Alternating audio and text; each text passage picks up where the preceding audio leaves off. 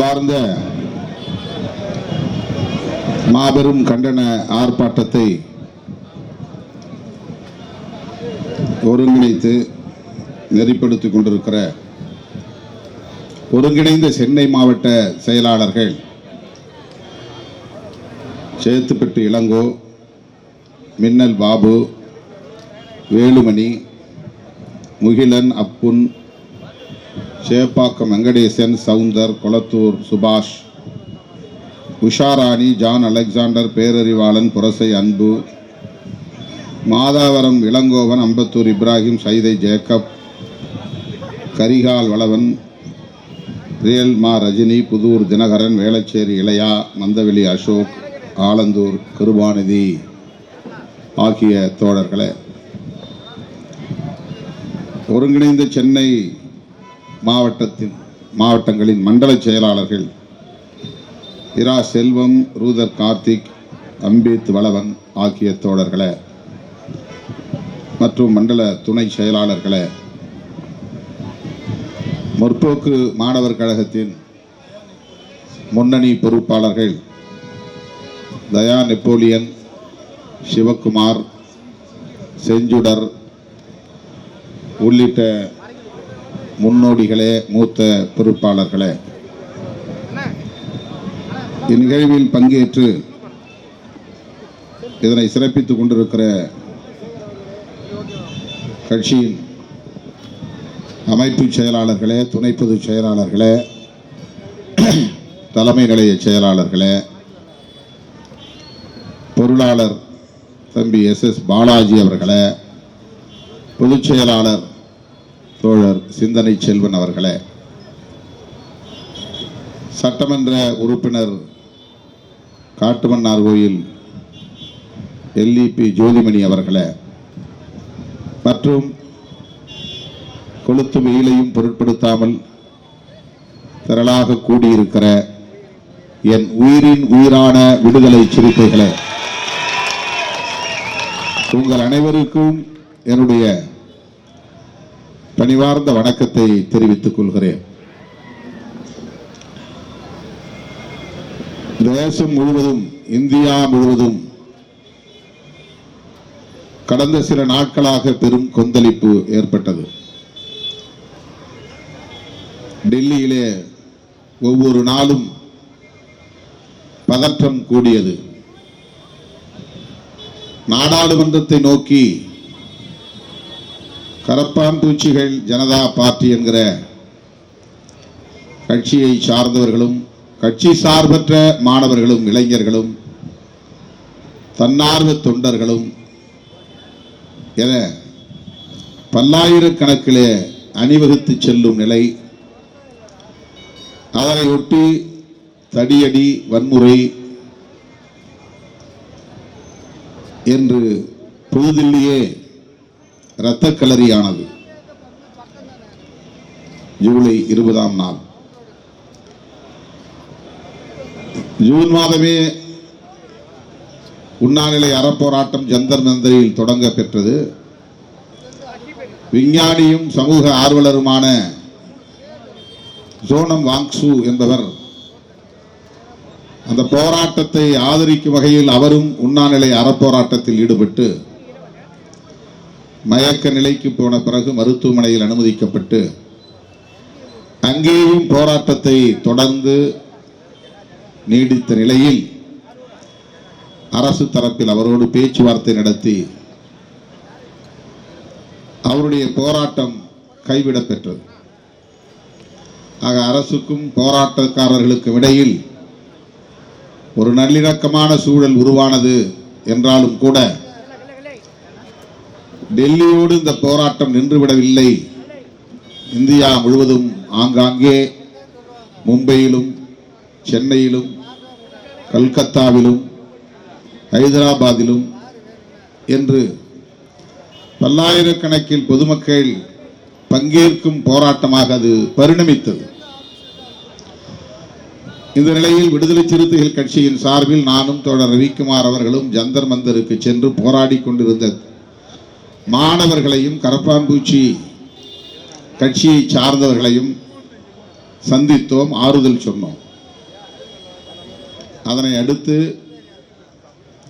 கடந்த 23ஆம் தேதி என்று கருதுகிறேன், தமிழ்நாடு முழுவதும் 234 தொகுதிகளிலும்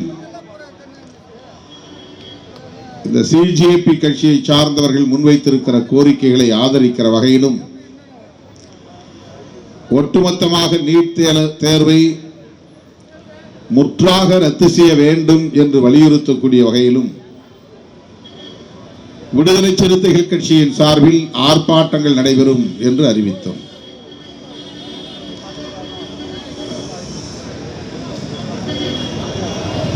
இந்த ஆர்ப்பாட்டங்களை வெற்றிகரமாக நீங்கள் ஒருங்கிணைப்பதற்கு ஏதுவாக வெள்ளி, சனி, ஞாயிறு ஆகிய 3 நாட்கள் இடைவெளி கொடுத்து திங்கட்கிழமை இது நடைபெறும் என்று அறிவித்தோம். இதற்கிடையில் சிஜேபி கட்சியினர் முன்வைத்த கோரிக்கையை ஏற்று மனிதவள மேம்பாட்டுத்துறை அமைச்சர், அதாவது கல்வி அமைச்சர், ஒன்றிய அமைச்சர் தர்மேந்திர பிரதான் அவர்கள் பதவி விலகினார். இது இந்த மாணவர்களின் போராட்டத்திற்கு கிடைத்த மாபெரும் வெற்றி. பிஜேபிக்கு வீழ்ச்சிக்கான முதல் படி. பிஜேபி ஆட்சி இனி இந்தியாவில் இல்லை, அடுத்து அடுத்து அது பல வீழ்ச்சிகளை சந்திக்கும் என்பதற்கான ஒரு தொடக்க புள்ளி.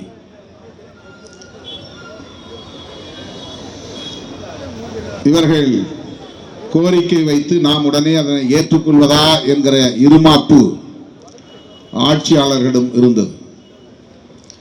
சிஜேபி என்பது ஒரு அரசியல் கட்சியும் இல்லை,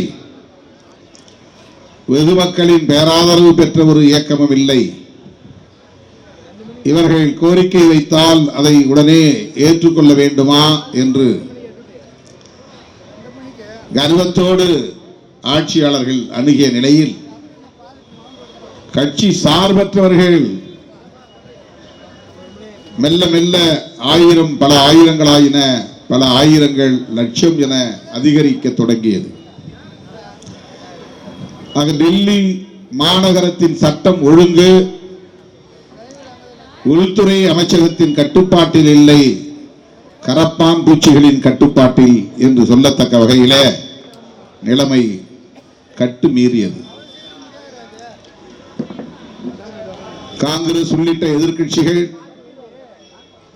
தொடக்கத்தில் சற்று தயக்கம் காட்டினாலும் பிறகு மாணவர்களின் பின்னால் அல்லது கரப்பான் பூச்சிகளின் பின்னால் செல்ல வேண்டும் என்கிற நெருக்கடிக்கு ஆளாயின. ஒவ்வொரு அரசியல் கட்சியும் தம்முடைய செயல் திட்டங்களை கைவிட்டுவிட்டு சிஜேபி கட்சியினர் முன்வைத்த கோரிக்கைகளுக்கு ஆதரவாக பேச வேண்டிய இக்கட்டுக்கு ஆளானார்கள், அந்த நெருக்கடிக்கு உள்ளானார்கள். அதுதான் உண்மை.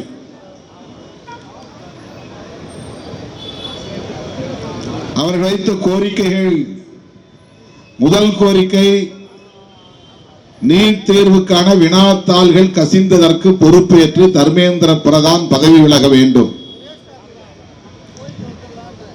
இரண்டாவது கோரிக்கை, நாடாளுமன்றத்தை நோக்கி பேரணி செல்வதற்காக புறப்பட்ட மாணவர்கள், இளைஞர்கள் மீது நடத்தப்பட்ட வன்முறைகளுக்கு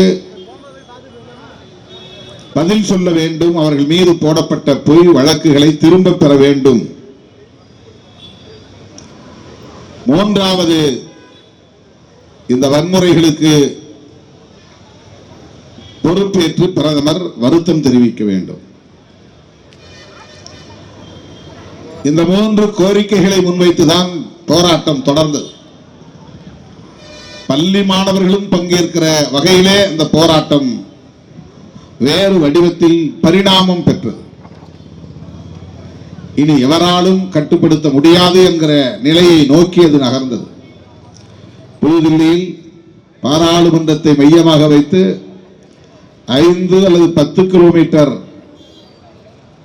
ஆரத்தில், அதாவது ரேடியஸ் என்பார்கள், அந்த சுற்றளவில் இன்டர்நெட் எதுவுமே வேலை செய்யாமல் முடக்கிவிட்டார்கள். வாட்ஸ்அப் வேலை செய்யாது, எந்த சமூக ஊடக தளங்களும் வேலை செய்யாது, முடக்கி போட்டார்கள். டெல்லிக்கு வரவும் டெல்லியிலிருந்து வெளியேறவும் மிக இலகுவான வசதியை கொண்ட மெட்ரோ ரயிலை நிறுத்தினார்கள். மெட்ரோ ரயில் பயணம் முடக்கப்பட்டது. உள்ளே ரயில் மூலம் ஒரு நாளைக்கு லட்சக்கணக்கானோர் வருகிறார்கள், மெட்ரோ மூலமாக லட்சக்கணக்கானோர் வெளியேறுகிறார்கள். ஆக மெட்ரோ ரயிலை பயன்படுத்தி பல்லாயிரக்கணக்கான மாணவர்களும் இளைஞர்களும் புதுதில்லிக்கு வந்து குவிந்து கொண்டே இருக்கிறார்கள் என்பதனால் மெட்ரோ ரயில் பயணத்தை ரத்து செய்தார்கள். அதன் பிறகு துணை ராணுவ வீரர்களை மேலும் மேலும் கொண்டு வந்து குவித்துக் கொண்டே இருந்தார்கள். என்ன நடக்கப் போகிறதோ என்கிற ஒரு பதற்றம் நமக்குள்ளே பற்றிக் கொண்டது, தொற்றிக் கொண்டது. எங்கு பார்த்தாலும் மக்கள் திரள். எந்த பேருந்து நிறுத்தத்தை பார்த்தாலும் ஆயிரக்கணக்கில் நிற்கிறார்கள். மெட்ரோ சர்வீஸ் இல்லை, இருந்தால் அதில் பல பேர், பாதிக்கும் மேற்பட்டவர்கள் ஏறி பயணமாகி விடுவார்கள். அத்தனை பேரும் உள்ளூர் பேருந்துக்காக காத்து கிடக்கிறார்கள், அல்லது வாடகை ஓலா ஊபர் போன்ற வாடகை வண்டிகளுக்காக காத்து கிடக்கிறார்கள், ஆட்டோவுக்காக காத்து கிடக்கிறார்கள்.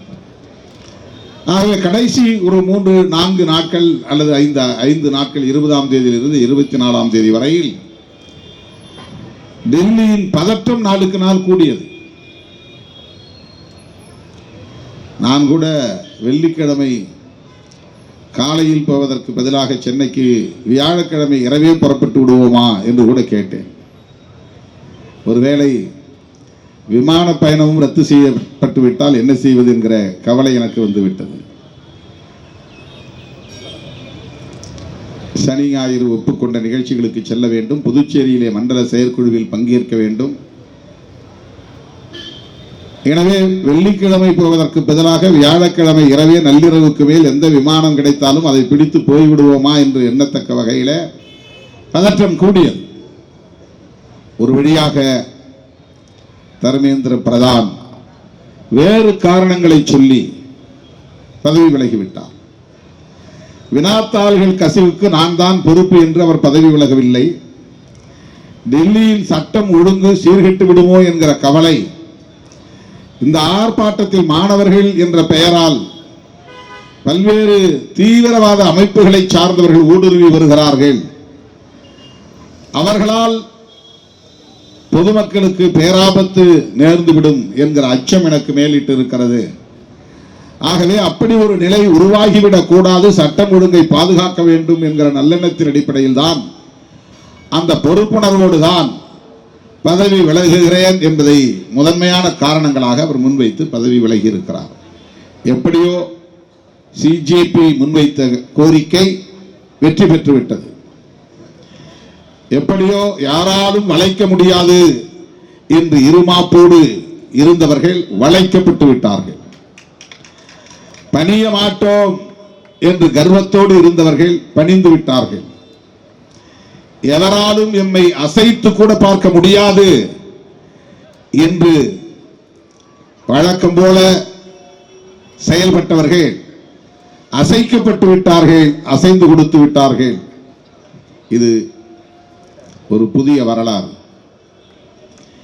இதனை யார் சாதித்தார்கள் என்பதல்ல, இதனால் யாருக்கு பேரும் புகழும் கிட்டும் என்பதல்ல பிரச்சனை. இதனால் யாருக்கு பெரிய அரசியல் பயன் கிடைக்கும் என்பதல்ல பிரச்சனை. ஆனால் தொடர்ந்து 3வது முறையாக வெற்றி பெற்ற பாஜக எங்களுக்கு எதிரிகளே இல்லை இந்தியாவில் என்று இருமாப்போடு இருந்த பாஜக, காங்கிரசும் பலவீனமடைந்து விட்டது, மாநில கட்சிகளும் ஆங்காங்கே தோல்வி அடைந்து முடங்கி போய்விட்டன என்ற இருமாப்போடு இருந்த ஒன்றிய ஆட்சியாளர்கள் இன்றைக்கு பணிந்து சரணடையும் நிலை ஏற்பட்டிருக்கிறது. காலம் அத்தகைய தீர்ப்பை வழங்கி இருக்கிறது. இதுதான் நாம் கவனிக்க வேண்டிய ஒன்று. அரசியலில் நாம் தீர்மானித்த எதிரிகள் தான் நமக்கு தோல்வியை தருவார்கள் என்றில்லை. நம்மால் தீர்மானிக்கப்பட முடியாதவர்களாலும் நாம் தோல்வியை சந்திக்க நேரிடும். இதுதான் காலம் நமக்கு சொல்லுகிற படிப்பினை. திமுகவை அதிமுக தான் வீழ்த்தும், அதிமுகவை திமுக தான் வீழ்த்தும் என்று மரபு வழி சிந்தித்துக் கொண்டிருந்தவர்களுக்கு இடையில் இரண்டு பேரையும் இன்னொரு கட்சி வந்து வீழ்த்தும் என்று தமிழ்நாட்டு தேர்தல் முடிவு தீர்ப்பளித்திருக்கிறது. அப்படித்தான் பாஜகவை காங்கிரஸால் தான் பலவீனப்படுத்த முடியும். அந்த காங்கிரஸ் பாஜகவை பலவீனப்படுத்தக்கூடிய அளவுக்கு வலிமை பெற்றிருக்கவில்லை என்கிற இருமாப்போடு இருந்த பாஜகவினருக்கு நீ பிஜேபி என்றால் நான் சிஜேபி என்று ஒரு புதிய இயக்கம் உச்ச நீதிமன்ற தலைமை நீதிபதியின் தயவால் உருவாகி இருக்கிறது. அவர் வேலையில்லாத இளைஞர்களையும் சமூக ஊடகவியலில் ஆர்வம் காட்டுகிற இளைஞர்களையும் இவர்கள் தருகிற தொல்லை தாங்க முடியவில்லை, இவர்கள் எல்லாம் கரப்பான் பூச்சிகளை போன்றவர்கள் என்று சொல்ல போய், ஆமாம் நாங்கள் கரப்பான் பூச்சிகள் தான், கரப்பான் பூச்சிகள் ஒன்று சேர்ந்தால் பாராளுமன்ற கட்டிடத்தையே புரட்டி போட முடியும் என்பதை இன்றைக்கு உறுதிப்படுத்தி காட்டியிருக்கிறார்கள். தோழர்களே, இதிலிருந்து நாம் உணர்ந்து கொள்ள வேண்டியது, மக்கள் எல்லோரையும் விட வலிமை மிக்கவர்கள். அவர்கள் எந்த வடிவத்திலும் அவதாரம் எடுக்க வல்லமை பெற்றவர்கள் என்பதை புரிந்து கொள்ள வேண்டும். காங்கிரஸ் மூலமாகத்தான் வந்து தண்டனை வழங்குவார்கள் என்று இல்லை, சிஜேபி மூலமாகவும் பிஜேபிக்கு தண்டனை வழங்க முடியும் என்பதை மக்கள் இன்றைக்கு உறுதிப்படுத்தி காட்டியிருக்கிறார்கள். இது ஒவ்வொரு அரசியல் கட்சிக்கும் பொது வாழ்க்கையில் இருக்கிற ஒவ்வொருவருக்கும் ஒரு படிப்பினை. தர்மேந்திர பிரதான் ராஜினாமா செய்த பிறகு போராட்டம் தேவையா என்ற கேள்வி எழுகிறது. நாடாளுமன்றம் நடைபெற்றுக் கொண்டிருக்கிறது. இன்றைக்கு நான் அங்கே இருந்திருக்க வேண்டும். அங்கே என்ன பதற்றமோ தெரியவில்லை. நாடாளுமன்றம் கூடியிருக்கும், நடந்து கொண்டுதான் இருக்கும் என்று நம்புகிறேன். மாநாடு வைத்திருக்கிறோம், இன்னும் 15 நாட்கள் கூட இடைவெளி இல்லை. இத்தகைய சூழலில் 234 இடங்களிலும் புதிய நிர்வாகங்களை பொறுப்பேற்று இருக்கக்கூடிய தோழர்கள் ஒற்றுமையாக நின்று இந்த ஆர்ப்பாட்டங்களை நடத்த வேண்டும். இது இவர்களுக்கான ஒரு பரீட்சை, ஒரு சோதனை முயற்சி. அதனால்தான் அறிவிக்கும் போதே 234 தொகுதிகளிலும் இந்த ஆர்ப்பாட்டங்கள் நடக்கும் என்று சொன்னேன். ஆனால் சென்னையிலே அப்படி எல்லா இடங்களிலும் அனுமதி தரமாட்டார்கள். அதுதான் பிரச்சனை. குறிப்பிட்ட இடங்களில் தான் ஆர்ப்பாட்டம் நடத்த முடியும், குறிப்பிட்ட இடங்களில் தான் பேரணி நடத்த முடியும், குறிப்பிட்ட இடங்களில் தான் பொதுக்கூட்டங்கள் நடத்த முடியும் என்று ஏற்கனவே தீர்மானித்து சென்னை மாநகர காவல்துறை சில இடங்களை தேர்வு செய்து வைத்திருக்கிறது. ஆகவே சென்னை மாவட்ட தோழர்கள் கேட்டார்கள், அவர்களுக்கு மட்டும் ஒரு ரிலாக்ஸேஷன், நீங்க 22 தொகுதிகளிலும் நடத்த வேண்டாம், ஒரே இடத்தில் நடத்துங்கள், நான் வந்து பங்கேற்கிறேன் என்று சொல்லி இருந்தேன். எனவே தர்மேந்திர பிரதான் பதவி விலகி இருந்தாலும் சிஜேபி மற்றும் மாணவர்கள் முன்வைத்த கோரிக்கைகளுக்கு வளைந்து கொடுத்து விட்டது பாஜக அரசு, பணிந்து விட்டது பாஜக அரசு என்கிற நிலை ஏற்பட்டு இருந்தாலும் இந்த போராட்டம் வெற்றி பெற்று விட்டது என்று நாடே கொண்டாடி கொண்டிருந்தாலும் நமக்கு மட்டும் ஒரு நெருடல். நான் சிபிஐ கட்சி அலுவலகம் பாலன் இல்லத்தில் நடைபெற்ற அந்த ஆர்ப்பாட்டத்தில் பேசும்போது நான் சொன்னேன், நான் சொல்லி பேசி மேடை விட்டு இறங்கிய அரை மணி நேரத்தில் தர்மேந்திர பிரதான் பதவி விலகல் என்று தகவல் வந்தது. நான் சொன்னேன், தர்மேந்திர பிரதான் பதவி விலகுவதற்கு வாய்ப்பு இருக்கிறது, பதவி விலகி விடுவார். ஆனாலும் நீட் தேர்வு தொடருமே, இதுதான் என்னுடைய கவலை. நீட் தேர்வுக்கு எதிராக இந்த போராட்டம் இன்னும் கூடுதலாக வலிமையோடு பரிணாமம் பெற வேண்டும், இதுதான் என்னுடைய வேட்கை என்று சொன்னேன். தர்மேந்திர பிரதான் என்ற ஒரு தனிநபர் பதவி விலகுவதனால் நீட் தேர்வில் நடந்த குளறுபடிகளை சீர் செய்ய முடியும் என்கிற ஒரு நம்பிக்கையை அது தந்திருக்கிறதே தவிர நீட் தேர்வை முற்றாக கைவிட வேண்டும் என்கிற கோரிக்கையாக அது பரிணமிக்கவில்லையே. இதுதான் நான் அந்த கூட்டத்திலே வைத்த கருத்து. ஆகவே எனக்கு தோன்றியது, நாம் தமிழ்நாடு முழுவதும் ஆர்ப்பாட்டங்களை நடத்தாவிட்டாலும் திட்டமிட்டவாறு சென்னையிலே ஒரு இடத்திலாவது நீட் தேர்வை முழுமையாக ரத்து செய் என்ற ஒற்றை கோரிக்கை வைத்து ஆர்ப்பாட்டம் நடத்துவோம் என்றுதான் இங்கே கூடியிருக்கிறோம். ஆகவே தர்மேந்திர பிரதான் பதவி விலகிய பிறகு ஏன் சிறுத்தைகள் ஆர்ப்பாட்டம் நடத்துகிறது என்று சொன்னால், இந்தியாவெங்கும் இருக்கிற ஜனநாயக சக்திகளுக்கு இந்த கோரிக்கையை வலியுறுத்த வேண்டும் என்பதற்காகத்தான். இரண்டாவது கோரிக்கை, தமிழ்நாடு அரசு புதிதாக ஆட்சி பொறுப்பேற்றிருக்கிற தாவேக அரசு கடந்த காலத்தில் நீட் தேர்வு வேண்டாம் என்று திமுக ஆட்சியின் போது சட்ட மசோதா நிறைவேற்றப்பட்டு ஆளுநரின் ஒப்புதலுக்கு அனுப்பி வைக்கப்பட்டதை நாடு அறியும். அவர் திருப்பி அனுப்பினார் RN ரவி ஆளுநர். மீண்டும் தமிழ்நாடு அரசு சட்ட மசோதாவை மறுபடியும் சட்டமன்றத்திலே நிறைவேற்றம் செய்து ஒப்புதலுக்கு திருப்பி அனுப்பியது.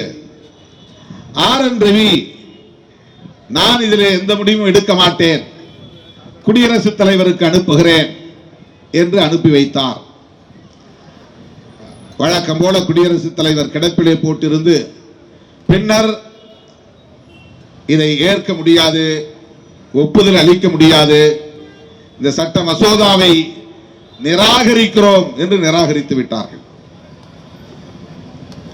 அதனை எதிர்த்து தமிழ்நாடு அரசு உச்ச நீதிமன்றத்திலே வழக்கு தொடுத்திருக்கிறது. இந்த நிலையில் தமிழ்நாடு அரசுக்கு நாம் கூடுதலாக வைக்கிற இரண்டாவது கோரிக்கை, நீட் தேர்வை இந்தியா முழுவதும் ரத்து செய்யக்கூடிய அதிகாரம் தமிழ்நாடு அரசுக்கு இல்லை. அது இந்திய ஆட்சியாளர்களிடம் உள்ளது, ஒன்றிய ஆட்சியாளர்களிடம் உள்ளது. ஆகவே அந்த அரசுக்கு நாம் வைக்கிற கோரிக்கை ஒற்றை கோரிக்கை, இந்தியா முழுவதும் நீட் தேர்வு கூடாது என்பதுதான். தமிழ்நாடு அரசுக்கு நாம் வைக்கிற கோரிக்கை, இந்திய ஒன்றிய அரசு எப்போது இந்த கோரிக்கையை ஏற்கப் போகிறது என்று நமக்கு தெரியாது, ஏற்கவும் வாய்ப்பில்லை என்கிற நிலையில் தமிழ்நாட்டுக்கு நீட் விலக்கு இன்றியமையாத ஒன்று என்பதை உறுதிப்படுத்தக்கூடிய வகையில் இந்த கூட்டத்தொடரில் மசோதாவை அறிமுகப்படுத்தி நிறைவேற்றி ஆளுநருக்கு அனுப்பி வைக்க வேண்டும் என்பது நம்முடைய இரண்டாவது கோரிக்கை. மூன்றாவதாக, இதுவும் ஒன்றிய அரசுக்குத்தான், கல்வியை மாநில அரசுகளுக்கான அதிகார பட்டியலில் இடம்பெற செய்ய வேண்டும். இப்போ அது ஒத்திசைவு பட்டியலில் இருக்கிறது. மாநில அரசும் ஒன்றிய அரசும் இணைந்து சேர்ந்து கலந்து பேசி ஒரு முடிவுக்கு வர வேண்டும் என்கிற பட்டியலுக்கு பெயர் கன்கரண்ட் லிஸ்ட். மத்திய அரசே முடிவெடுத்துக் கொள்ளலாம் என்கிற அதிகார பட்டியல் தனி, மாநில அரசு மட்டுமே முடிவெடுத்துக் கொள்ளலாம் என்பதற்கான அதிகார பட்டியல் தனி. அது சென்டர் லிஸ்ட், ஒன்றிய அரசுக்கான பட்டியல். இது ஸ்டேட் லிஸ்ட், மாநில அரசுக்கான பட்டியல். மாநில அரசும் ஒன்றிய அரசும் சேர்ந்து பேசி ஒரு சட்ட மசோதாவை அல்லது அரசு கொள்கையை வரையறை செய்ய வேண்டுமானால் அது எந்தெந்த துறைகளில் அப்படி அதிகாரத்தை இரு அரசுகளும் கையாள வேண்டும் என்பதற்கான ஒரு பட்டியல் இருக்கிறது. அதை ஆங்கிலத்திலே கன்கரண்ட் லிஸ்ட் என்று சொல்கிறார். கன்கரன்ஸ் என்றால் ஒத்திசைவு, ரெண்டு பேரும் ஒத்து இசைவு அளிப்பது. ஆகவே மிசா காலத்தில் இந்திரா காந்தி அம்மையார் நெருக்கடிகளை பிரகடனம் செய்த காலத்தில் சில துறைகளை அவர் மாநில அரசு அதிகார பட்டியலில் இருந்து எடுத்து, கல்வி ஏற்கனவே ஸ்டேட் லிஸ்டில் இருந்தது, அதை எடுத்து கன்கரண்ட் லிஸ்டிலே இணைத்து விட்டார். பிறகு சில துறைகளை மீண்டும் மாநில பட்டியலுக்கு கொண்டு வந்து விட்டார்கள். ஆனால் கல்வி மட்டும் இன்னும் கன்கரண்ட் லிஸ்டிலேயே இருக்கிறது. அதனால்தான் மாநில அரசுகளின் ஆலோசனையை கேட்காமல், இசைவை பெறாமல் இந்திய ஒன்றிய அரசே நீட் தேர்வை அறிமுகப்படுத்தி இருக்கிறது.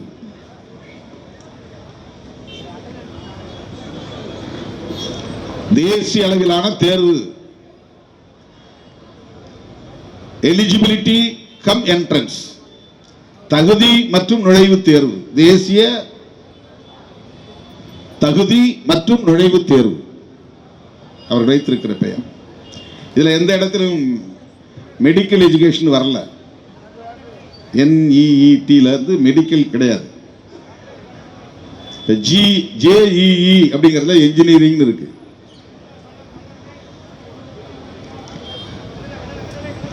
ஆனால் மருத்துவ கல்விக்கான தேர்வு என்று அறிவித்து இந்த தேர்வை நடத்துவதற்கென்று ஒரு ஏஜென்சியை உருவாக்கி இருக்கிறார்கள். நேஷனல் டெஸ்டிங் ஏஜென்சி, தேசிய தேர்வு முகாமை.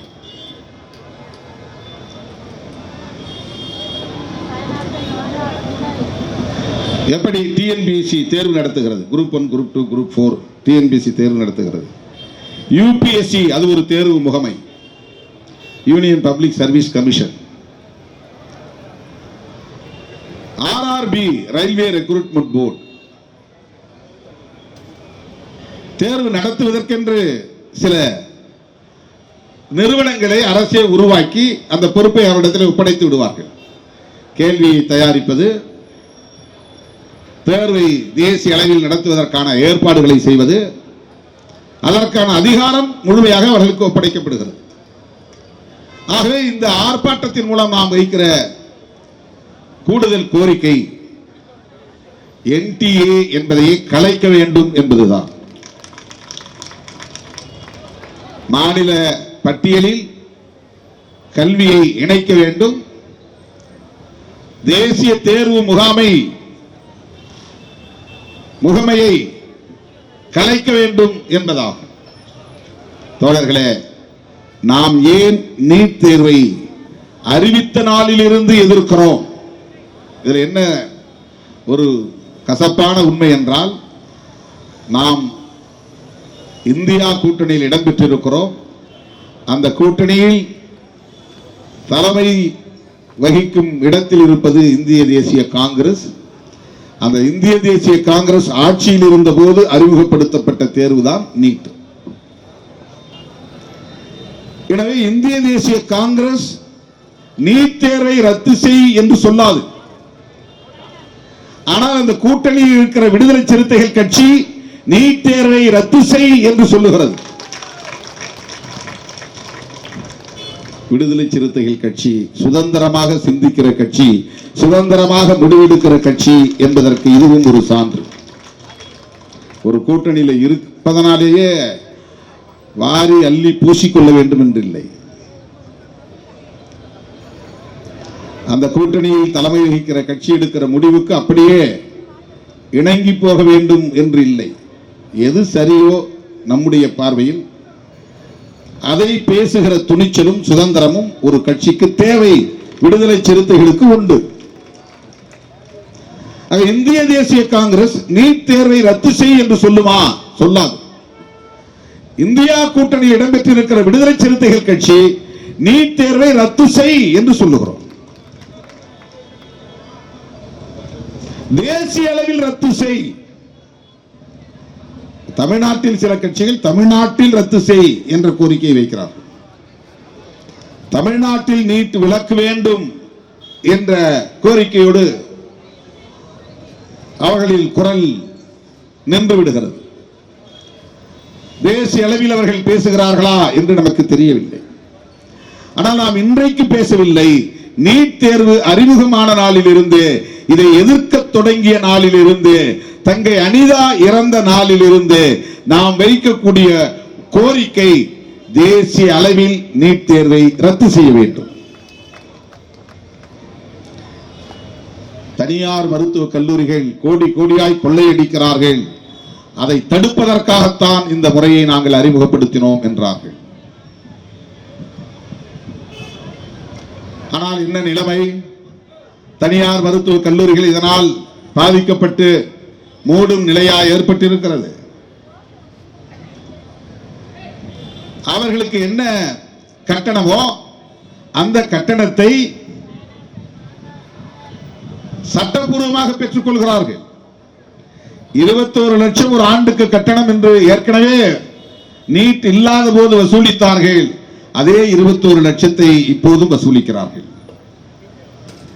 16 லட்சம் 17 லட்சம் என்று வசூலித்த கல்லூரிகள் அதே கட்டணத்தை இப்போதும் வசூலிக்கிறார்கள்.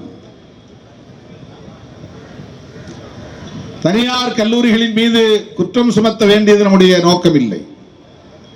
நீங்கள் என்ன நோக்கத்திற்காக இந்த தேர்வை கொண்டு வந்தீர்களோ அந்த நோக்கம் நிறைவேறியதா என்பதுதான் கேள்வி.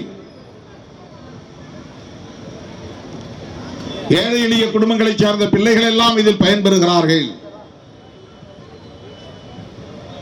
ஏழை எளிய குடும்பங்களை சார்ந்த பிள்ளைகள் ஸ்டேட் போர்டு எக்ஸாம், மாநில கல்வி வாரியம் நடத்துகிற தேர்வில்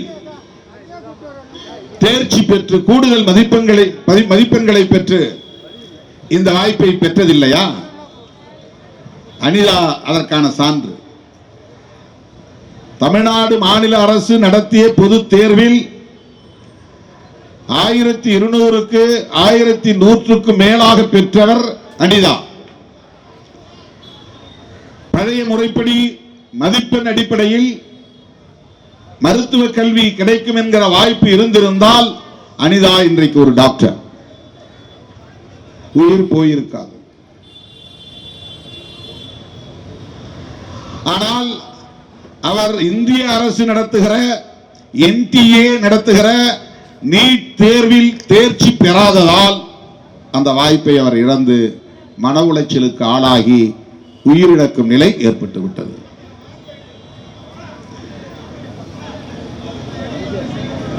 அப்படி அந்த தேர்விலே தேர்ச்சி பெறுகிறவர்கள் யாராக இருக்கிறார்கள் என்றால் CBSE என்கிற சென்ட்ரல் போர்டு ஸ்கூல் எஜுகேஷன், அந்த பாடத்திட்டத்தின்படி கேள்விகள் எழுப்பப்படுகின்றன, தயாரிக்கப்படுகின்றன. NCERT பாடத்திட்டத்தின்படி கேள்விகள் தயாரிக்கப்படுகின்றன. ஸ்டேட் போர்டு ஒவ்வொரு மாநிலத்திலும் வெவ்வேறு மாதிரி பாடத்திட்டங்கள், கேள்விகள். தமிழ்நாடு மாநில அரசு CBSE பாடத்திட்டத்தை வைத்திருக்கவில்லை, சமச்சீர் கல்வி. தமிழ்நாட்டில் உள்ள எல்லா மாநில அரசு கட்டுப்பாட்டில் உள்ள எல்லா பள்ளிகளிலும் ஒரே மாதிரியான கல்வி திட்டம், பாடத்திட்டம். அதற்கு ஏற்ப இந்த கேள்விகள் அமைய பெற்றிருக்கின்றனவா என்றால் இல்லை. ஆகவேதான் மாநில கல்வி திட்டத்தின் கீழ் படிக்கிற மாணவர்கள் அந்த தேர்வில் திணறுகிறார்கள், மூச்சு முட்டுகிறார்கள், போராடுகிறார்கள், மன அழுத்தத்திற்கு ஆளாகிறார்கள், உளவியல் பாதிப்புக்கு ஆளாகிறார்கள், தற்கொலை செய்து கொள்ளும் நிலைக்கு ஆளாகிறார்கள்.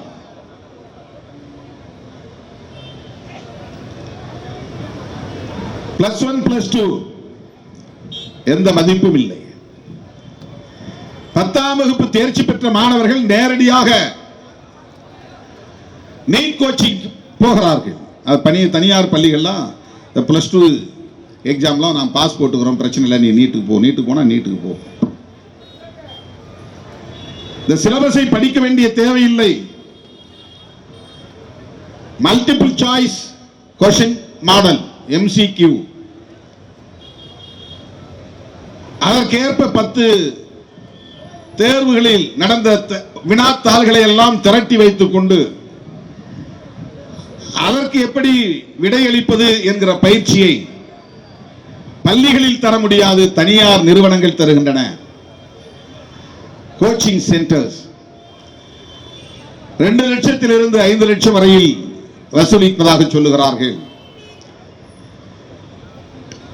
ஏழை எளிய குடும்பங்களை சார்ந்த பிள்ளைகள் எப்படி லட்சக்கணக்கிலே பணம் செலுத்தி கட்டணம் செலுத்தி தனியார் பயிற்சி நிறுவனங்களில் சேர முடியும்? ஸ்டேட் போர்டு படிக்கிற மாணவர்கள் எப்படி CBSE பாடத்திட்டத்திற்கு ஏற்ப தங்களை தகவமைத்துக் கொள்ள முடியும்? அந்த தேர்வு வருகிற வரையில் ஒரு நாளைக்கு 18 மணி நேரம் அல்லது 20 மணி நேரம் இந்த தயாரிப்பிலேயே இருக்க வேண்டும் என்பது எப்படி சாத்தியமாகும்? இது எவ்வளவு பெரிய நெருக்கடி! இதையெல்லாம் ஆட்சியாளர்கள் உணர முடியாதா? தெரியும். இப்படி தனியார் நிறுவனங்களில் பயிற்சி பெறக்கூடிய மாணவர்கள் அதிலும் போராடுகிற நிலையில்தான் எல்லா தளங்களிலும் எல்லா துறைகளிலும் இருக்கிற மோசடி கும்பல், மாஃபியா கும்பல் இந்த துறையிலும் தலையெடுத்து வினாத்தாள்களை கசிய விட்டிருக்கிறார்கள்.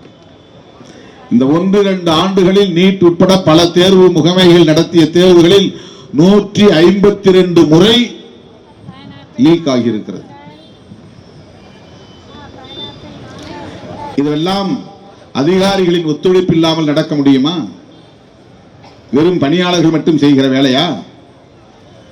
வெளியே இருக்கிற மாஃபியா கும்பல் மட்டும் செய்கிற வேலையா இது? அதிகாரிகளின் ஒத்துழைப்போடு நடக்கிறது என்று சொன்னால் அந்த அதிகாரிகள் யாருடைய கட்டுப்பாட்டிலே இருக்கக்கூடியவர்கள்? அமைச்சர்களின் கட்டுப்பாட்டில் இருக்கக்கூடியவர்கள். ஒரு அதிகாரி தவறு செய்கிறார் என்றால் அமைச்சருக்கு தெரியாமல் சில மாதங்கள் இருக்கலாம், ஆனால் வருடக்கணக்கில் எப்படி இருக்க முடியுமா?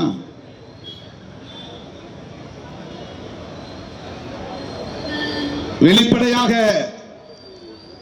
இது நடக்கிறது என்பது வெளிச்சத்திற்கு வந்து பல வருடங்கள் ஆகின்றன.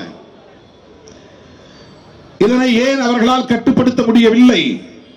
கட்டுப்படுத்த முடியாது. இந்த சிஸ்டம், இந்த முறை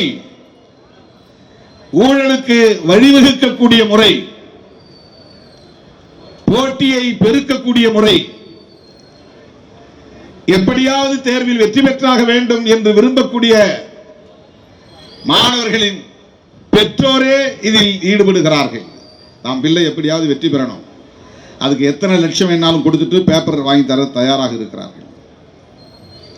யூனிவர்சிட்டி எக்ஸாம் நடக்கும் போதே அப்படி பண்ற ஆட்கள்லாம் இருக்கிறாங்க. அப்பெல்லாம் பேப்பர் சேசிங் நடக்கும். அதாவது பேப்பர் எவாலுவேஷன் நடக்கிறது, எந்த வாத்தியார்கிட்ட பேப்பர் போகுதுன்னு தேடி பார்ப்பாங்க. அதை உள்ள இருக்கிறவன் சொல்லுவான், MA கிரிமினாலஜியா, உங்க பேப்பர் வந்து சோட்ட பேருக்கு, இந்த மாவட்டத்தில் அவர் இருக்கிறார், அவர் பேர் இது, அவர் அட்ரஸ் இது அப்படின்னு கொடுத்தா அதுக்கு பணம் கொடுப்பாங்க. அதை வாங்கிட்டு நேராக அங்கே போயிடுவான். பேப்பர் எங்கே திருத்துறாங்களோ அந்த இடத்துக்கு அங்கே போய் அவனுக்கு ஒரு பேப்பருக்கு இவ்வளோ ரூபான்னு பணத்தை கொடுத்து என்னை பாஸ் போடுங்க, இவ்வளோ மார்க் போடுங்க அப்படின்னு பேப்பரை சேஸ் பண்ணி அதில் பாஸ் பண்ணி வெளியே வரவனா எத்தனை பேர் இருந்தார். கடந்த காலங்களில் நடந்திருக்கிறது. இது MA யூனிவர்சிட்டி எக்ஸாம் நடக்கும் போதே நடக்கிறது. ஆனால் வெளியே சொல்லும் போது இல்லை அதெல்லாம் நம்ம வாத்தியார் தரது இல்லைங்க, அதெல்லாம் பெரிய இடத்துக்கு போயிடும், வேற இடத்துக்கு போவோம், அதெல்லாம் ரொம்ப ஸ்ட்ரிக்டாக இருப்பாங்க, எல்லாம் கரெக்டாக தான் எல்லாம் எவாலுவேஷன் பண்ணுவாங்க, மார்க் வந்து போடுவாங்க அப்படின்னு சொல்லப்படும்.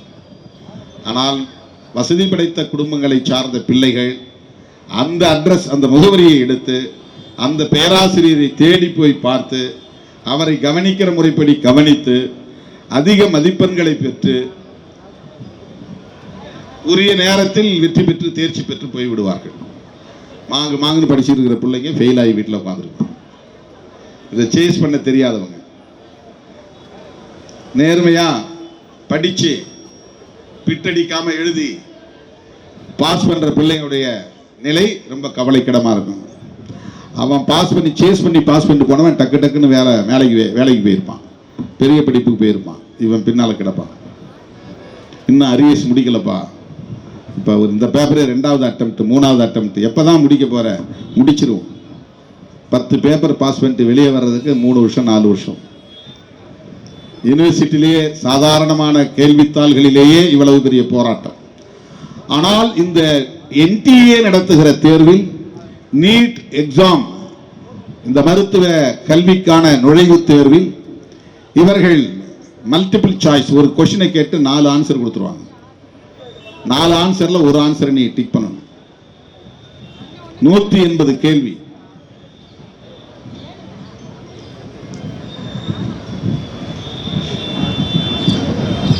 ராங் மார்க்கா போட்டீங்கன்னா 1 மார்க் மைனஸ். இப்படி நெருக்கடி மாணவர்களுக்கு. ரொம்ப கரெக்டான ஆன்சரை போட்டா ஓகே, மார்க் 4 மார்க் போட்டுருவான். ராங்கான ஆன்சரை நீ போட்டா ஏற்கனவே வாங்கின மார்க்ல 1 மார்க் குறைஞ்சிடும். 10 கொஸ்டினுக்கு நீ டிக் பண்ணிட்ட சரியா, 10 நாங்க 40 மார்க் வந்துருச்சு. அடுத்த கொஸ்டின் தப்பாச்சுன்னா 40 39 குறைஞ்சிடும். அடுத்த கொஸ்டின் தப்பாச்சுன்னா அது 38 குறைஞ்சிடும். இதுதான் அந்த தேர்வு முறை. இதில் மாணவர்களுக்கு சாதாரண எக்ஸாம் வந்தாலே திக்கு திக்கு திக்கு திக்கு திக்குன்னு அடிக்கும், நைட்டெல்லாம் தூக்கம் வராது. அது நேர்மையாக படித்து பாஸ் பண்ணுற பசங்களுக்கு பதட்டம் இருக்கும். சும்மா பிட் அடிக்கிறவன் ஜாலியாக இருப்பான், பிரச்சனை இருக்காது. அவன் பதட்டமே பட மாட்டான். கையில் காலில் அங்கே இங்கே சுருட்டி வச்சுக்கிட்டு போயிட்டு அங்கே பார்த்து எழுதிட்டு வரவன் பதட்டப்பட மாட்டான். படித்து தான் நம்ம பாஸ் பண்ணணும் அப்படின்னு நினைக்கிறவங்களுக்கு ஒரு முறை கூட நான் படிக்கலையே. சில பேர் ரிவிஷன் அடிப்பான், சில பேருக்கு தூக்கமே இல்லாமல் கண்ணில் காதில் ரத்தம் வந்துடும். என்னையா பண்ண, நான் விடிய படித்தேன், மயக்கம் போட்டு பரீட்சை முன்னாடியே மயக்கம் போட்டு விழுந்தவங்களா இருக்கிறாங்க. என் கூட படித்தவங்கலாம் சாப்பிட மாட்டாங்க, காலையில் டிஃபன் சாப்பிட மாட்டாங்க. அங்கே போய் எக்ஸாம் ஹால்லேயே மயக்கம் போட்டு விடுறவங்களாம் இருக்கு. எழுதிட்டு இருக்கும்போதே மயக்கம் போட்டுருவாங்க. அப்படி கஷ்டப்பட்டு படிக்கிறது. சாதாரணமான யூனிவர்சிட்டி எக்ஸாமிலேயே சிலபஸில் கேட்குற கேள்விக்கு இவ்வளவு பதற்றம் மாணவர்களுக்கு வரும் என்பது நாம் அறிந்த ஒரு உண்மை. இப்போ நீ வைக்கிற நீட் ஏற்கனவே அதை பற்றி ஒரு பெரிய பூதாகரத்தை வேற உருவாக்கிட்டாங்க. இப்படி அப்படி ஆங்காங்கே எல்லா நகர்ப்புறங்களிலும் நீட் கோச்சிங் சென்டர். அந்த பதற்றம் கூடுகிற நேரத்தில் தேர்வு எழுதுகிற அன்னைக்கு ஒரே ஒரு நாள் 3 மணி நேரம் 20 நிமிஷம் அதில் எதிர்காலம் தீர்மானிக்கப்படும். அவ்வளோதான். நீ ஃபெயில் ஆனால் அவ்வளோதான், உனக்கு MBBS கிடைக்காது, முடிஞ்சு போச்சு. 2வது தடவை மறுபடியும் நீ எழுதினாதான் உண்டு. அவருடைய மருத்துவ கல்வி கனவு பாழாகிவிடும். அதனால் 1 வருஷம் 2 வருஷம் காத்திருந்து எழுதினவர்கள் மறுபடியும் கிடைக்கவில்லை என்றால் ரொம்ப அப்செட் ஆயிடுவாங்க. இப்போ வீட்டில் இருக்கிறவன் அப்பா அம்மா எல்லாம் திட்டுவான், உன்னால நான் அதை விற்று இதை விற்று கோச்சிங்க்கு பணம் கட்டினேன், நீ ஒன்றுமே படிக்கலை, நீ அங்கே பார்த்துட்டு இருந்த இங்கே பார்த்துட்டு இருந்த செல்ஃபோனை நோண்டிக்கிட்டு இருந்த, அதனால தான் நீ தேர்ச்சி அடையவில்லை அப்படின்னு திட்டும்போது தான் அது ப்ரொவோக் ஆகுது, தற்கொலைக்கு தூண்டுகிற நிலை. எனவே நீ முதல்ல தேசிய அளவில் ஒரே தேர்வாக இதை நடத்துவது சரியில்லை.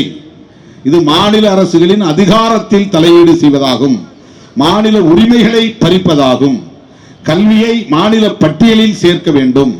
மாநில அரசுகளுக்கு தேர்வு நடத்துகிற சுதந்திரத்தை, உரிமையை, அதிகாரத்தை வழங்க வேண்டும். இதுதான் நம்முடைய நிலைப்பாடு. ஸ்டேட் போர்டு இருக்குன்னு தெரிஞ்ச பிறகும் நீங்க CBSE தான் கேள்வித்தாளை தயாரிப்போங்கிறது எவ்வளவு பெரிய அயோக்கியத்தனம் இது. அப்ப இருக்கக்கூடிய எல்லா கல்வி நிறுவனங்களையும் மத்திய அரசுடைய பாடத்திட்டத்திற்கு கீழே அதை மாற்ற வேண்டும் என்பதுதானே இது பொருள். ஸ்டேட் போர்டே இருக்கக்கூடாது, எல்லாம் CBSEக்கு மாறுங்க. நீ நீட்ல பாஸ் பண்ண வேண்டியதா இருந்தாலும், இந்த JEE தேர்வில் வெற்றி பெறுவதாக இருந்தாலும், வேறு எந்த தேசிய அளவிலான தேர்விலே பங்கு பெறுவதாக இருந்தாலும் CBSE பாடத்திட்டம் தான் படித்தாக வேண்டும் என்கிற கட்டாயத்தை அவர்கள் திணிக்கிறார்கள். மாநில கல்வி திட்டத்திற்கு எந்த மதிப்பும் இல்லை. 11ஆம் வகுப்பு மதிப்பெண்களுக்கு எந்த மதிப்பும் இல்லை. 12ஆம் வகுப்பு பாடத்தை தேர்வு எழுதி பெறுகிற மதிப்பெண்களுக்கு எந்த மதிப்பும் இல்லை. எவ்வளவு பெரிய நெருக்கடிகள் பாருங்க. ஆகவேதான் இந்த தேசிய தேர்வே கூடாது, நீட் தேர்வே கூடாது என்று விடுதலை சிறுத்தைகள் கட்சி வலியுறுத்துகிறது. எல்லா கட்சிகளும் இந்த கோரிக்கையை எழுப்ப வேண்டும் என்று வேண்டுகோள் விடுக்கிறது. இப்ப சிஜேபி காரங்க இந்த ஆங்கிள் பார்க்கல. அவங்க பேப்பர் கொஸ்டின் லீக் ஆயிருச்சுல, இப்ப தர்மேந்திர பிரதான் பொறுப்பு, அவரை நீக்குங்க அல்லது அவர் விலகட்டும். இப்ப பிரகலாத் ஜோஷி வந்திருக்கிறார், அவர் பாவம். என்ன இப்ப அவர் நினைச்சாலும் வந்து பேப்பர் போட்டு கட்டி நிறுத்த முடியாது, கயிறு போட்டு கட்டி நிறுத்த முடியாது. ஒரு டேப்ல தண்ணி அங்கங்க ஒழுகுதுன்னு சொன்னா எங்கெங்க ஓட்டையாக்குன்னு தண்ணி திறந்து விட்டா தெரிஞ்சிடும், அங்கங்க வச்சு அடைச்சிடலாம், ஏதாவது பேஸ்ட்டை போட்டு ஒட்டி அடைச்சிடலாம். இல்லைன்னா அந்த பைப்பையே புது பைப்பா மாத்தலாம், தண்ணி ஒழுகாது. ஆனால் ஒரு அமைச்சரை மாற்றுவதனால் இந்த சிஸ்டத்தில் உள்ள குளறுபடிகள், குறைபாடுகள், ஊழல் முறைகேடுகள் உடனே நிறுத்த முடியுமா என்றால் முடியாது. அப்படி இருந்தா எப்பவே லஞ்சத்தை ஒழிச்சிருக்க முடியும், ஊழலை ஒழிச்சிருக்க முடியும். மதுவிலக்கு சட்டம் கொண்டு வந்தால் மதுவிலக்கை நடைமுறைப்படுத்த முடியுமா என்றால் முடியல. ஏன்னா கள்ளச்சாராயம் காய்ச்சறவன் வெளியே வந்துடுறான். கள்ளச்சாராய கும்பலை ஒடுக்க முடியுதான்னா முடியல. ஒரு பக்கம் சிலரை நீ கைது பண்ணா இன்னொரு பக்கம் நல்லா ஜோரா வியாபாரம் நடக்குது. இவனை கைது பண்றான், போலீஸ் அடிக்கிறான், அவனை குண்டாஸ்ல போடுறாங்க, அவனுக்கு தெரியுது. ஆனாலும் அந்த தப்பை அவன் செய்யறான். இன்னும் குண்டாஸ் தானே போனா 2 மாசத்துல உடைச்சிட்டு வந்தலான்னு அவனுக்கு தெரியுது. நீ என்ன சட்டம் போட்டாலும் அந்த சட்டத்தை உடைக்க முடியும், அந்த சட்டத்திலிருந்து அவனால் மீண்டு வந்துவிட முடியும் என்கிற நிலை இருக்கிற போது திரும்ப திரும்ப அந்த குற்றங்கள் நடைபெற்றுக் கொண்டேதான் இருக்கும். தர்மேந்திர பிரதானை மாற்றுவது என்பதை விட நீட் தேர்வை ரத்து செய் என்பதுதான் எங்களுடைய கோரிக்கை. அதுவே கூடாது. அப்ப மெடிக்கல் எக்ஸாமினேஷன் வைக்கணுமா வேண்டாமா அது மாநில அரசு முடிவு செய்யட்டும், ஸ்டேட் போர்டு முடிவு பண்ணட்டும். ஏற்கனவே இது போல என்ட்ரன்ஸ் எக்ஸாமினேஷன் இருந்திருக்கு. அப்பெல்லாம் யாரும் வந்து இந்த மாதிரி சூசைட் பண்ணிக்கல. மருத்துவ கல்விக்கு நுழைவுத் தேர்வு இருந்தது. எக்ஸாமினேஷன்ல +2 மார்க் அல்லது SSLC மார்க், அப்புறம் ஒரு ஓரல் இன்டர்வியூ இருக்கும், வாய்மொழி தேர்வு, நேர்முக தேர்வு. மதிப்பெண்கள் அதிகம் பெற்றவர்களை இன்டர்வியூக்கு அழைப்பாங்க, இன்டர்வியூல கேட்பாங்க. நான் கூட MBBS படிக்கிறதுக்காக விண்ணப்பம் செஞ்சேன். Stanley medical college, MMSC, Thanjavur medical college, இந்த 3 காலேஜில் வாங்கி விண்ணப்பம் போட்டிருந்தேன். எந்த கல்லூரியிலிருந்து எனக்கு கார்டு வரல, ஏன்னா நான் வாங்கினது சராசரி மதிப்பெண் தான். இப்போ டிஸ்டிங்ஷன் நான் 60% தான் வாங்கியிருந்தேன். SSLCல அப்போ 301 மார்க், 5 சப்ஜெக்ட், 5க்கு 301னா 60 மார்க், கரெக்டாக 60 மார்க் சராசரி மார்க். அந்த மார்க்கு அப்போ யாரும் இன்டர்வியூ கார்டு எனக்கு அழைக்கல. எனக்கு தஞ்சாவூர்ல இருந்து வரல, MMCல இருந்து வரல, ஸ்டான்லில இருந்து வரல. அதிக மதிப்பெண்கள் இருந்திருந்தால் ஒரு 70, 75, அது குறிப்பா சயின்ஸ். SSLCல பாட்டனி, ஜுவாலஜி, அது 2 தான். இப்போதான் பயாலஜின்னு சொல்றாங்க. அப்ப அது தனித்தனிய தாவரவியல், விலங்கியல் இருக்கும், கெமிஸ்ட்ரி இருக்கும், வேதியியல், இந்த 3 தான். இதுல எவ்வளவு மதிப்பெண்கள் எடுத்திருக்காங்க பார்ப்பாங்க இந்த 3 சப்ஜெக்ட்ல. இப்ப பிசிக்ஸ் எல்லாம் சேர்க்கிறாங்க. அப்ப அதுல பிசிக்ஸ் எல்லாம் கிடையாது, கெமிஸ்ட்ரி தான். Chemistry, botany, zoology. Old SSLC நான் 11வது படிச்ச காலத்துல. அதுக்கப்புறம் +2 வந்த பிறகு பயாலஜி வந்துருச்சு, அது வேற. அந்த மதிப்பெண்கள் அடிப்படையில் மாணவர்கள் தேர்வு செய்யப்பட்டு நேர்முக தேர்வுக்கு அழைக்கப்படுவார்கள். அந்த நேர்முக தேர்வில் 5 பேர் உட்கார்ந்துருப்பாங்க. அதுல சில இன்ஃப்ளூயன்ஸ் எல்லாம் நடக்கும். எப்படியாவது மாணவர்கள் அதில் தேர்ச்சி பெறக்கூடியவர்களும் இருக்கிறார்கள். நல்ல மதிப்பெண் இருக்கிற போது தவிர்க்க முடியாது. சாதாரணமாக நம்ம மாதிரியான குடும்பங்கள் இருந்தவங்களே எவ்வளவு பேர் MBBS போயிருக்கிறாங்க அப்போ அந்த காலத்தில். ஆகவே மாநில அரசுக்கு அந்த அதிகாரத்தை வழங்க வேண்டும். நீட் தேர்வை ரத்து செய்கிற அதே வேளையில் நாம் வைக்கிற அடுத்த கோரிக்கை கல்வி தொடர்பான அதிகாரத்தை மாநில பட்டியலில் இணைக்க வேண்டும். ஒரு இடைக்கால ஏற்பாடாக மாநில அரசு நீட் விலக்கு சட்டத்தை மீண்டும் சட்டமன்றத்தில் மசோதாவை அறிமுகப்படுத்தி நிறைவேற்ற வேண்டும். இதுதான் விடுதலை சிறுத்தைகள் கட்சி முன்வைப்பது. தேசிய அளவில் பிற மாநிலங்களில் தமிழ்நாட்டில் நீட் விலக்கு கோருவது போல் எந்த மாநிலத்திலும் மாநில அரசு நீட் விலக்கு கோரவில்லை. கேரளாவிலோ கர்நாடகாவிலோ ஆந்திராவிலோ தெலுங்கானாவிலோ மகாராஷ்டிராவிலோ எந்த மாநிலத்திலும் நீட் தேர்வு கூடாது என்று தமிழ்நாடு அரசை போல நீட் விலக்கு சட்டம் கொண்டு வரவில்லை. இந்த விழிப்புணர்வு பிற மாநிலங்களிலும் வர வேண்டும். நீட் விலக்கு கூடாது என்பது அந்த மாதிரி தான். இப்ப மாநாட்டில் நம்ம என்ன தீர்மானம் வைக்கிறோம்னா, தமிழ் தேசிய இனம் தேசிய இன உரிமைகளை கோருவது போல் ஒவ்வொரு மாநிலத்திலும் வாழக்கூடிய அந்தந்த மொழிவழி தேசிய இனங்கள் அவர்களுக்கான தேசிய இன உரிமையை கோர வேண்டும். இதான் நாம் வைக்கிற அரசியல். தேசிய இன உரிமையின் மூலம் தமிழ் தேசியத்தை வளர்த்தெடுப்போம். விடுதலை சிறுத்தைகளின் முழக்கம். இதை 1990 எழுதின முழக்கம். தேசிய இன உரிமைகளின் மூலம் தமிழ் தேசியத்தை வளர்த்தெடுப்போம். தனித்தமிழ்நாடு கோருவது என்பது ஒரு தமிழ் தேசியம், தனி ஈழம் பெறுவது என்பது தமிழ் தேசியம் தான்.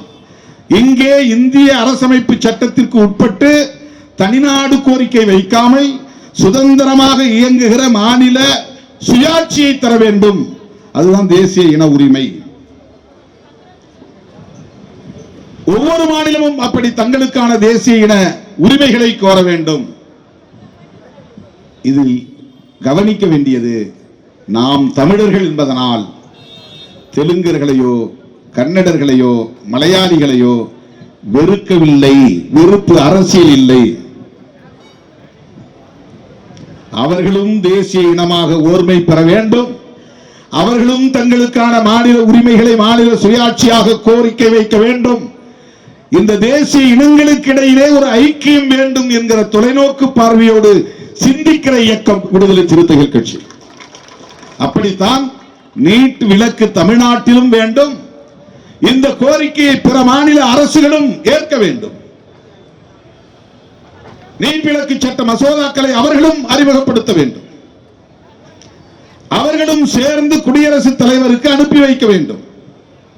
அல்லது இந்திய ஒன்றிய அரசால் நியமிக்கப்படுகிற ஆளுநர்களுக்கு அழுத்தம் கொடுக்க வேண்டும்.